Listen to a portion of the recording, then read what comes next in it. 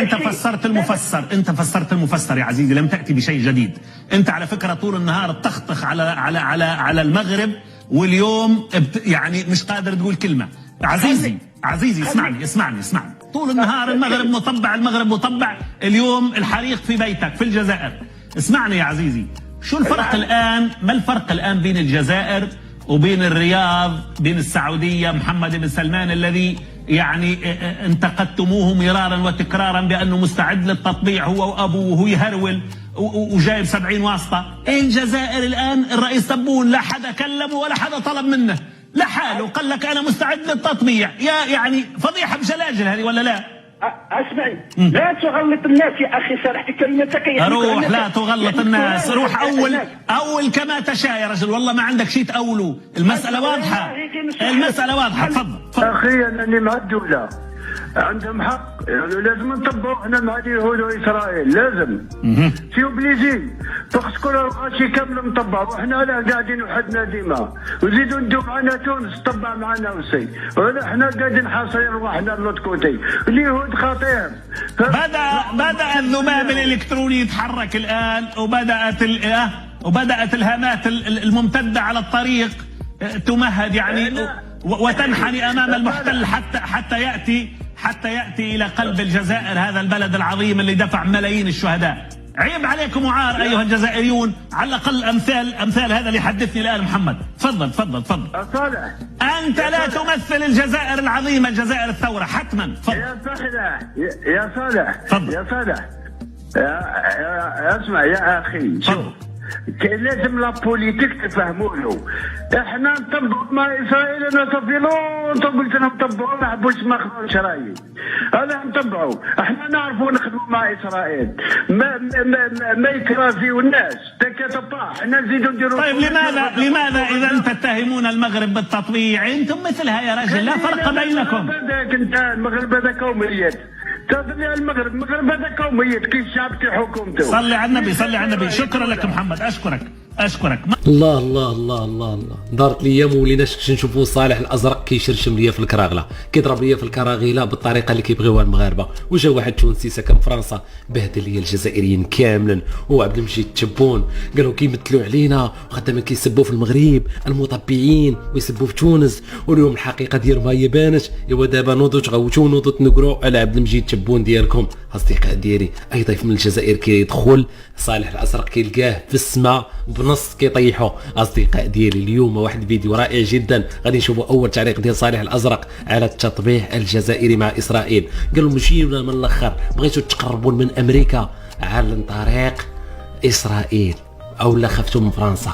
اصدقاء ديالي، صراحه فيديو جميل جدا يستحق المشاهده. خليكم ان شاء الله تشوفوا حكموا واعطيونا الاراء ديالكم من خلال التعليقات. حركوا لي هذاك اللايك، بارطاجيو لنا الفيديو باش يوصل جميع المغاربه في جميع انحاء العالم. اصدقاء ديالي، بدون اطاله عليكم ندوزو نشوفوا الفيديو ونتلاقاو في نهايته. عبد الله، مساء الخير.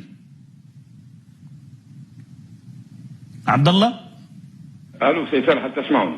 سامعك الان. لماذا الان الرئيس الجزائري يتحدث على نغمة التطبيع هذه؟ ما الذي يدفعه؟ ودماء إخوانه في الضفة تسيل الآن، ودماء أهل غزة لم تجف بعد يا رجل. ما هي الكاشفة سيد صالح، بالله لو تكرمت سيد صالح كما يقال بالتونسي، معناها يرحم والديك كما يقال، أنا بلغة سلسة مهذب ليس فيها تطاول، ولكن حدها السماء. دعني أقول ما أقول وامضي في حال سبيلي. يعني لست أنا من النخبة، أنا غير مطالب بلغة نخبوية. دعني أتحدث حديث مقاهي كما تقول. يعني أنتم أيها الشعب الجزائري العظيم، نرجع ونعاود نقول لكم شاء من شاء وأبى من أبى. راهو نحن نفرق بين الشعب الجزائري والنظام الجزائري، مثله مثل أي نظام في هذا العالم وأي شعب في هذا العالم.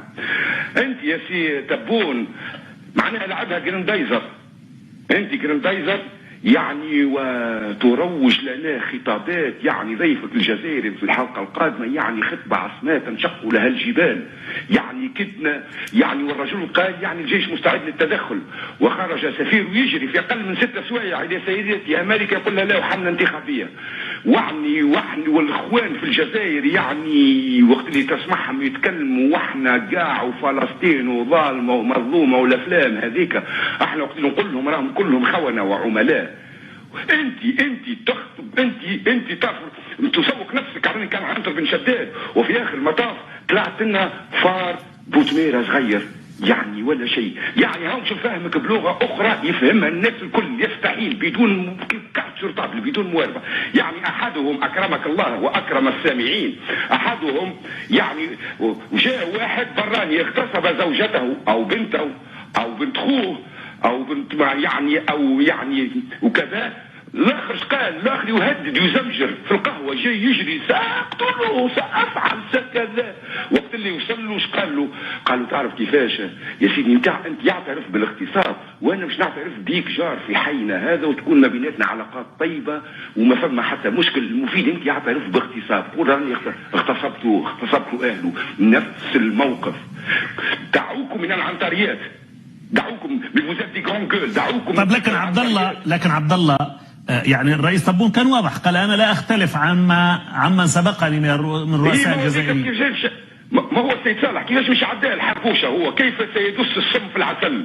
هو مش يقول لك انا لا اختلف على بوميدين وعلى بوتفليقه وعلى جمال عبد الناصر وهو اذا كان عباس عنده وهو يعترف الا بعباس وما يعيطش الحماس ويعطي الفلوس الا لعباس، كلهم نفس الشاكله.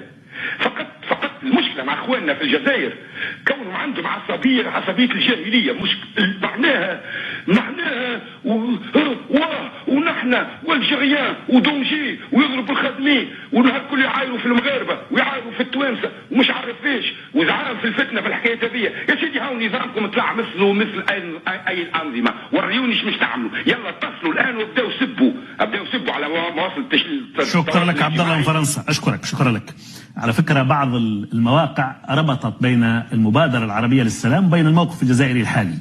انا على حد علمي المبادره العربيه للسلام تقبل بالتقسيم نعم، ولكنها لا تؤكد على التطبيع الشامل العربي مع المحتل.